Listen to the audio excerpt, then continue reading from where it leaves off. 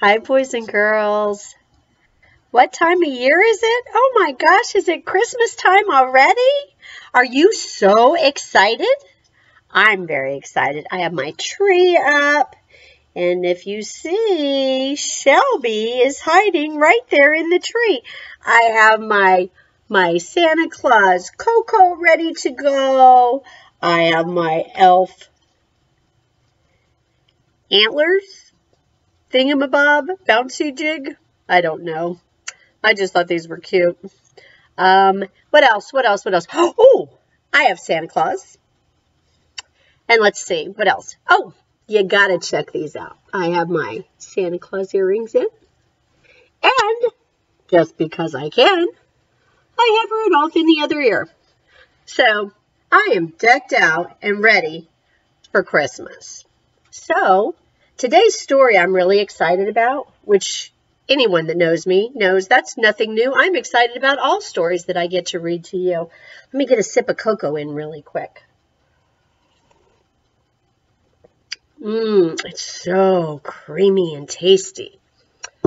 So, before we get started, how about you go change into your jammies, get your favorite stuffed animal, the one you sleep with, the one that you tell all your secrets to, the toy that's your very best friend, and cuddle up together because this story is just about you and your best friend. It's called The Velveteen Rabbit. This book is a classic. So pause me, stop me, whatever you need to do. Go get your things, get ready to hunker down, and just listen to a really good story, again, about you and your best friend. It's called The Velveteen Rabbit. There's our first illustration of the rabbit just sitting on the floor.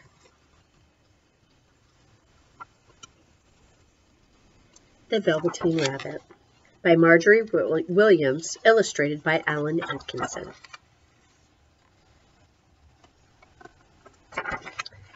The Velveteen Rabbit. There was once a Velveteen Rabbit, and in the beginning, he was really splendid. He was fat and bunchy, as a rabbit should be.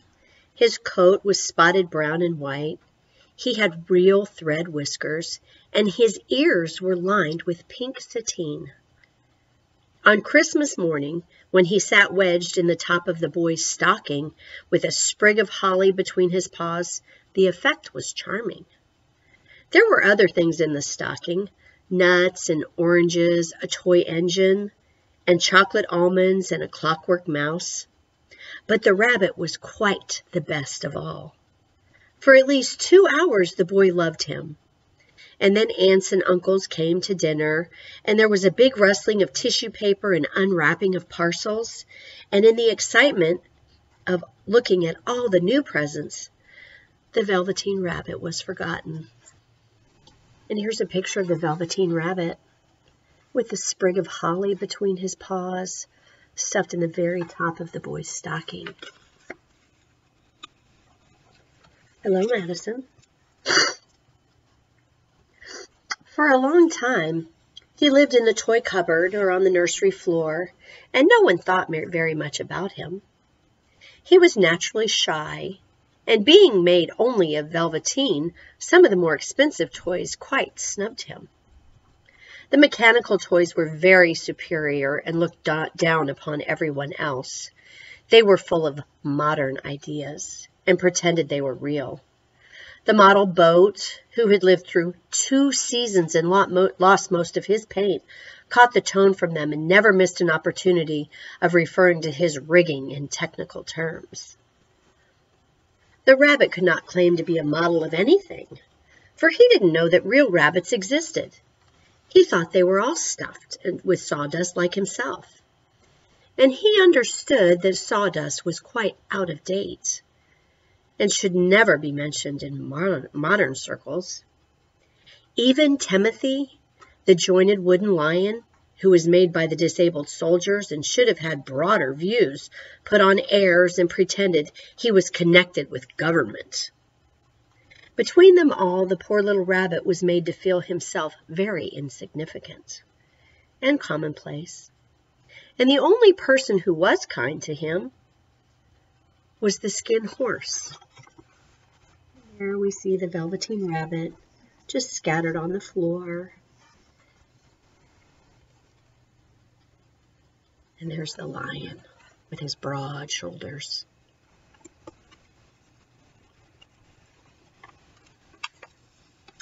The Skin Horse had lived longer in the nursery than any of the others. He was so old that his brown coat was bald in patches and showed the seams underneath. And most of the hairs in his tail had been pulled out to string bead necklaces. He was wise, for he had seen a long succession of mechanical toys arrive to boast and swagger, and by break their mainsprings and pass away. And he knew that they were only toys and would never turn into anything else. For nursery magic is very strange and wonderful, and only those playthings that are old and wise and experienced, like the Skin Horse, understand all about it. "What is real?" asked the rabbit one day when they were lying side by side near the nursery fender before Nana came to tidy the room. "Does it mean having things that buzz inside you and a stick-out handle?" "Real isn't how you were made," said the Skin Horse. "It's a thing that happens to you. When a child loves you for a long, long time, not just to play with, but really loves you, then you become real." And there's the Skin Horse talking to the rabbit.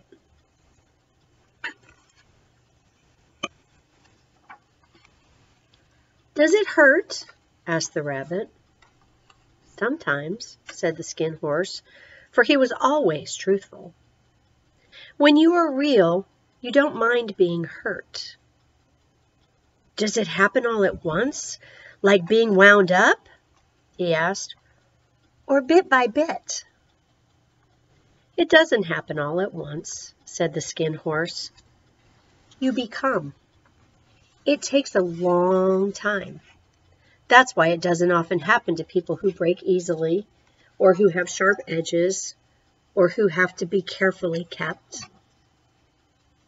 Generally, by the time you are real, most of your hair has been loved off, and your eyes drop out, and you get loose in the joints and very shabby. But these things, they don't matter at all, because once you are real, you can't be ugly, except to people who don't understand." "I suppose you are real," said the rabbit. And then he wished he had not said it, for he thought the Skin Horse might be sensitive. But the Skin Horse only smiled. "The boy's uncle made me real," he said. "That was a great many years ago. But once you are real, you can't become unreal again. It lasts for always." The rabbit sighed. He thought it would be a long time before this magic called real happened to him. He longed to become real, to know what it felt like, and yet the idea of growing shabby and losing his eyes and whiskers was rather sad. He wished that he could become it without these uncomfortable things happening to him. There was a person called Nana who ruled the nursery. Sometimes she took no notice of the playthings lying about, and sometimes, for no reason whatever, she went swooping about like a great wind and hustled them away in cupboards. She called this tidying up. And the playthings all hated it, especially the tin ones. The rabbit didn't mind it so much, for wherever he was thrown, he came down soft.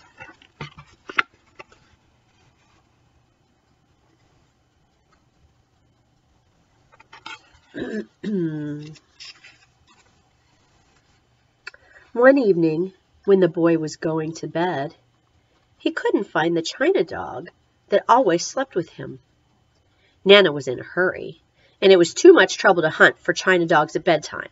So she simply looked about her, and seeing that the toy cupboard door stood open, she made a swoop. "Here," she said, "take your old bunny. He'll do to sleep with you." And she dragged the rabbit out by one ear and put him into the boy's arms. That night, and for many nights after, the Velveteen Rabbit slept in the boy's bed. At first he found it rather uncomfortable, for the boy hugged him very tight. And sometimes he rolled over on him, and sometimes he pushed him so far under the pillow that the rabbit could scarcely breathe. And he missed, too, those long moonlight hours in the nursery when all the house was silent, and his talks with the skin horse. But very soon he grew to like it, for the boy used to talk to him and made nice tunnels for him under the bedclothes, and that, he said, were like the burrows that real rabbits lived in. And they had splendid games together in whispers when Nana had gone away to her supper and left the nightlight burning on in the mantelpiece. And when the boy dropped off to sleep, the rabbit would snuggle down close under his little warm chin and dream, with the boy's hands clasped close round him all night long. And so time went on, and the little rabbit was very happy. So happy that he never noticed how his beautiful velveteen fur was getting shabbier and shabbier, and his tail coming unsewn, and all the pink rubbed off his nose where the boy had kissed him.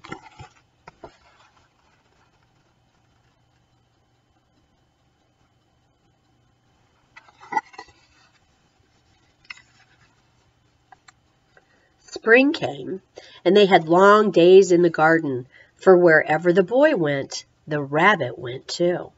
He had rides in the wheelbarrow and picnics on the grass, and lovely fairy huts built for him under the raspberry canes behind the flower border. And once, when the boy was called away suddenly to go out to tea, the rabbit was left out on the lawn until long after dusk. And Nana had come to look for him with the candle because the boy couldn't go to sleep unless he was there. He was wet through with the dew and quite earthy from diving into the burrows the boy had made for him in the flower bed. And Nana grumbled as she rubbed him off with a corner of her apron.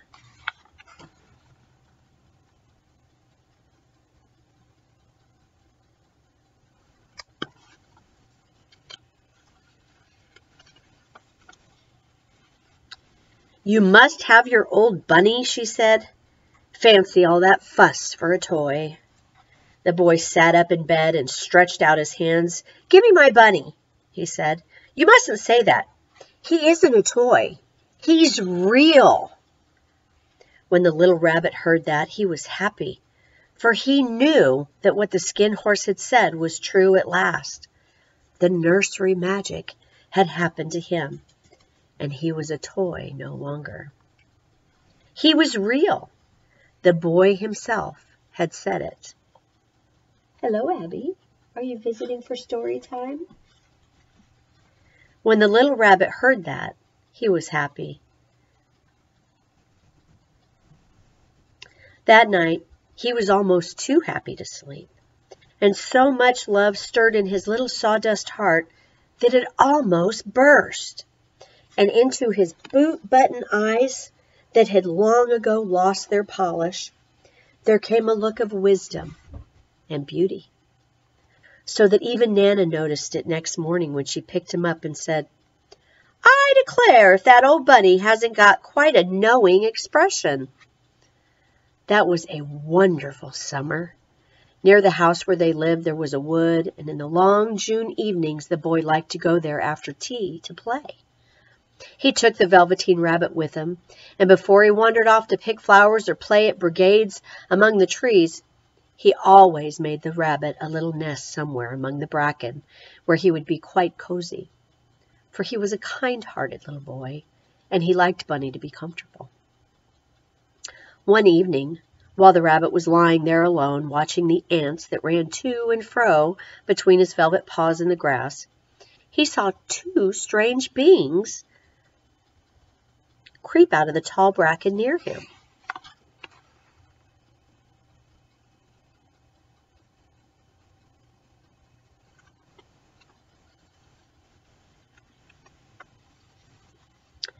They were rabbits like himself, but quite furry and brand new.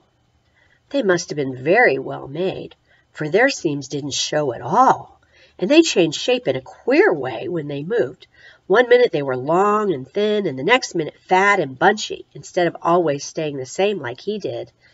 Their feet patted softly on the ground, and they crept quite close to him, twitching their noses, while the rabbit stared hard to see which side the clockwork stuck out, for he knew that people who jump generally have something to wind them up. But he couldn't see it. They were evidently a new kind of rabbit altogether. They stared at him, and the little rabbit stared back. And all the time their noses twitched. "Why don't you get up and play with us?" one of them asked. "I don't feel like it," said the rabbit, for he didn't want to explain that he had no clockwork. "Oh," said the furry rabbit, "it's as easy as anything." And he gave a big hop sideways and stood on his hind legs. "I don't believe you can," he said. "I can," said the little rabbit. "I can jump higher than anything." He meant when the boy threw him, but of course he didn't want to say so.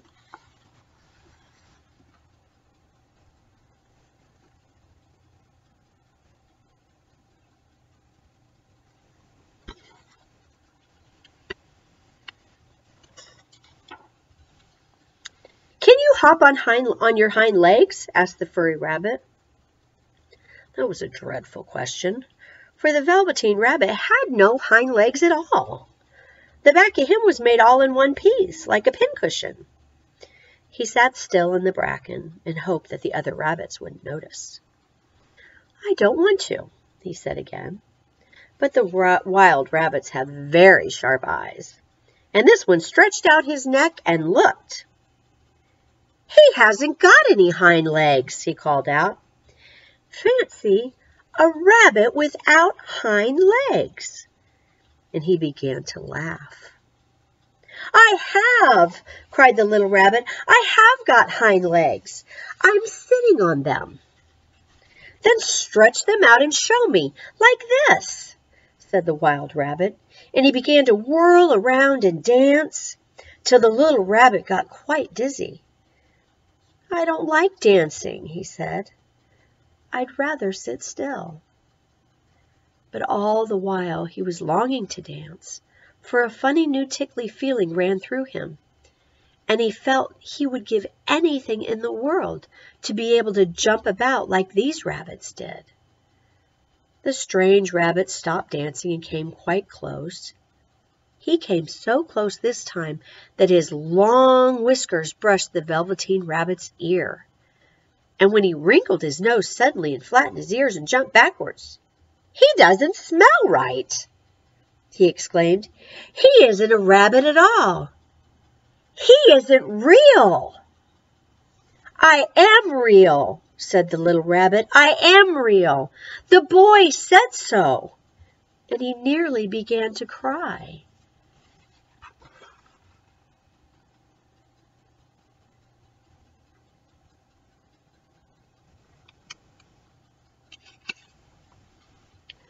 Just then there was a sound of footsteps, and the boy ran past near them. And with a stamp of feet and a flash of white tails, the two strange rabbits disappeared. "Come back and play with me," called the little rabbit. "Oh, do come back. I know I am real." But there was no answer. Only the little ants ran to and fro, and the bracken swayed gently where the two strangers had passed. The Velveteen Rabbit was all alone. "Oh dear," he thought. "Why did they run away like that? Why couldn't they stop and talk to me?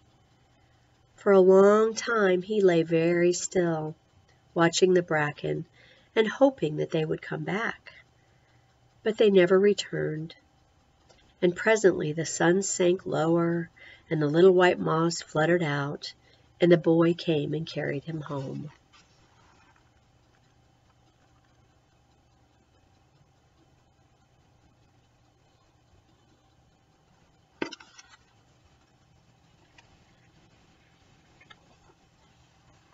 Weeks passed, and the little rabbit grew very old and shabby, but the boy loved him just as much.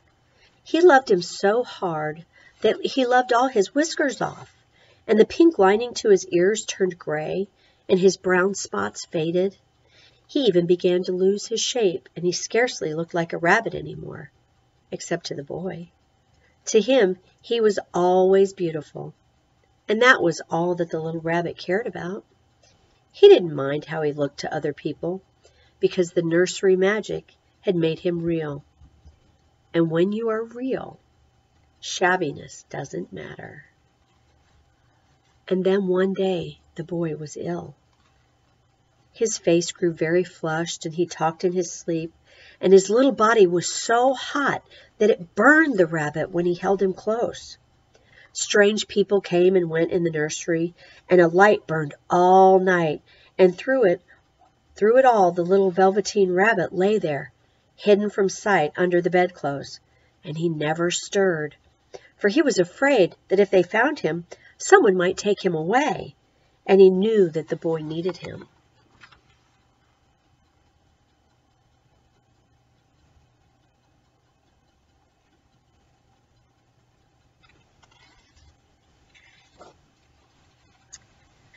It was a long, weary time, for the boy was too ill to play, and the little rabbit found it rather dull with nothing to do all day. But he snuggled down patiently and looked forward to the time when the boy should be well again, and they would go out in the garden among the flowers and the butterflies and play splendid games in the raspberry thicket like they used to. All sorts of delightful things he planned, and while the boy lay half asleep, he crept up close to the pillow and whispered them in his ear. And presently the fever turned, and the boy got better. He was able to sit up in bed and look at picture books, while the little rabbit cuddled close at his side. And one day they let him get up and dress. It was a bright, sunny morning, and the windows stood wide open. They had carried the boy out on the balcony wrapped in a shawl, and the little rabbit lay tangled up among the bedclothes, thinking. The boy was going to the seaside tomorrow. Everything was arranged, and now it only remained to carry out the doctor's orders. They talked about it all, while the little rabbit lay under the bedclothes, with just his head peeping out, and listened. The room was to be disinfected, and all the books and toys that the boy had played with in bed must be burnt. "Hurrah!" thought the little rabbit. "Tomorrow we shall go to the seaside," for the boy had often talked of the seaside, and he wanted very much to see the big waves coming in, and the tiny crabs and the sand castles.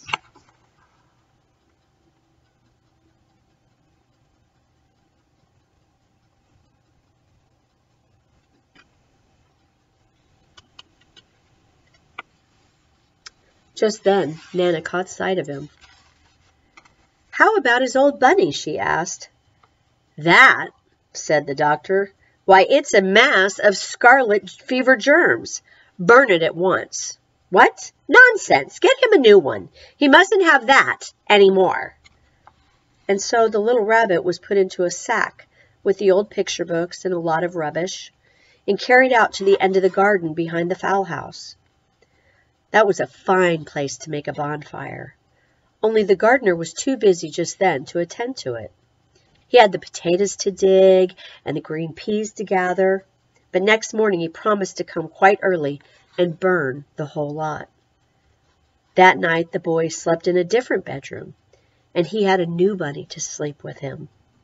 It was a splendid bunny, all white plush with real glass eyes, but the boy was too excited to care very much about it, for tomorrow he was going to the seaside, and that in itself was such a wonderful thing that he could think of nothing else. And while the boy was asleep, dreaming of the seaside, the little rabbit lay among the old picture books in the corner behind the fowl house, and he felt very lonely. The sack had been left untied, and so by wriggling a bit he was able to get his head through the opening and look out.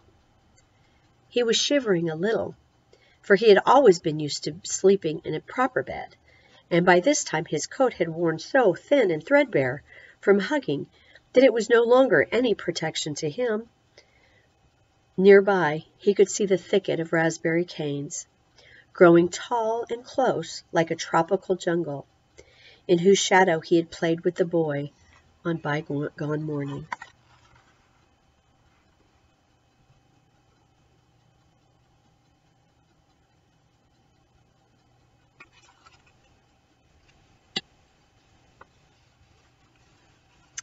He thought of those long sunlit hours in the garden, how happy they were, and a great sadness came over him. He seemed to see them all pass before him, each more beautiful than the other.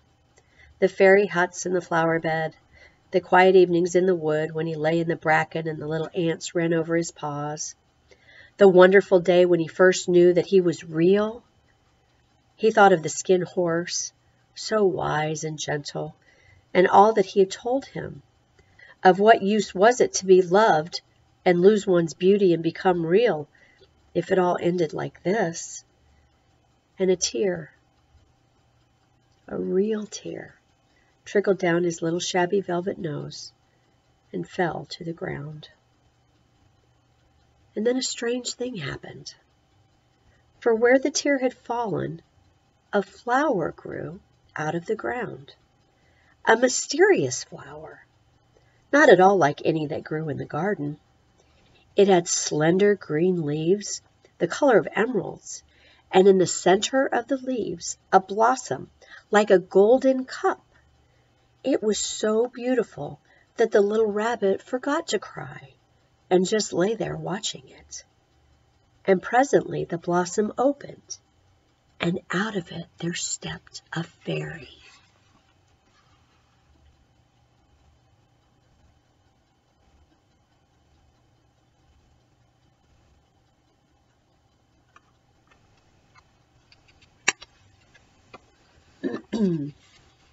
She was quite the loveliest fairy in the whole world. Her dress was of pearl and dewdrops, and there were flowers round her neck and in her hair, and her face was like the most perfect flower of all. And she came close to the little rabbit and gathered him in her arms and kissed him on his velveteen nose that was all damp from crying. "Little rabbit," she said, "don't you know who I am?" The rabbit looked up at her, and it seemed to him that he had seen her face before, but he couldn't think where. "I am the nursery magic fairy," she said. "I take care of all the playthings that the children have loved. When they are old and worn out, and the children don't need them anymore, then I come and take them away with me and turn them into real." "Wasn't I real before?" asked the little rabbit. "You were real to the boy," the fairy said, "because he loved you. Now you shall be real to everyone." And she held the little rabbit close in her arms and flew with him into the wood. It was light now, for the moon had risen. All the forest was beautiful, and the fronds of the bracken shone like frosted silver. In the open glade between the tree trunks, the wild rabbits danced with their shadows on the velvet grass. But when they saw the fairy, they all stopped dancing and stood round in a ring to stare at her.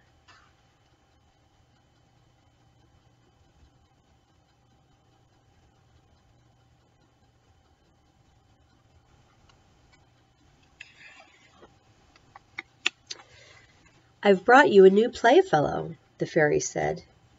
You must be very kind to him and teach him all he needs to know in Rabbitland, for he is going to live with you forever and ever." And she kissed the little rabbit again and put him down on the grass. "Run and play, little rabbit," she said. But the little rabbit sat quite still for a moment and never moved. For when he saw all the wild rabbits dancing around him, he suddenly remembered about his hind legs, and he didn't want them to see that he was made all in one piece. He did not know that when the fairy kissed him that last time, she had changed him altogether. And he might have sat there a long time, too shy to move, if just then something hadn't tickled his nose. And before he thought what he was doing, he lifted his hind toe to scratch it. And he found that he actually had hind legs. Instead of dingy velveteen, he had brown fur, soft and shiny. His ears twitched by themselves, and his whiskers were so long that they brushed the grass. He gave one leap, and the joy of using those hind legs was so great that he went springing about the turf on them, jumping sideways and whirling round as all the others did, and he grew so excited that when at last he did stop to look for the fairy, she had gone. He was a real rabbit at last, at home with the other rabbits.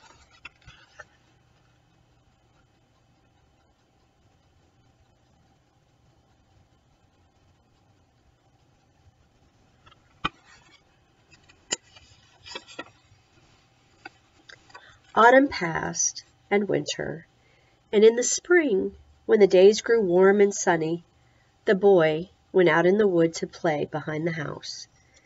And while he was playing, 2 rabbits crept out from the bracken and peeped at him. One of them was brown all over, but the other had strange markings under his fur, as though long ago he had been spotted, and the spots still showed through. And about this little soft nose and his round black eyes, there was something familiar, so that the boy thought to himself, "Why, he looks just like my old bunny that was lost when I had scarlet fever." But he never knew that it really was his own bunny, come back to look at the child who had first helped him to be real. I love this story. It reminds me of my toys when I was a little girl and how real they were to me. Boys and girls, I hope you enjoyed this classic, The Velveteen Rabbit, as much as I did. I wish you all a Merry Christmas. I hope you get to have a wonderful time with your family this holiday season. And if it's just you and your mom and dad, have a Merry Christmas. And know that Nurse Judie's right here. Bye-bye.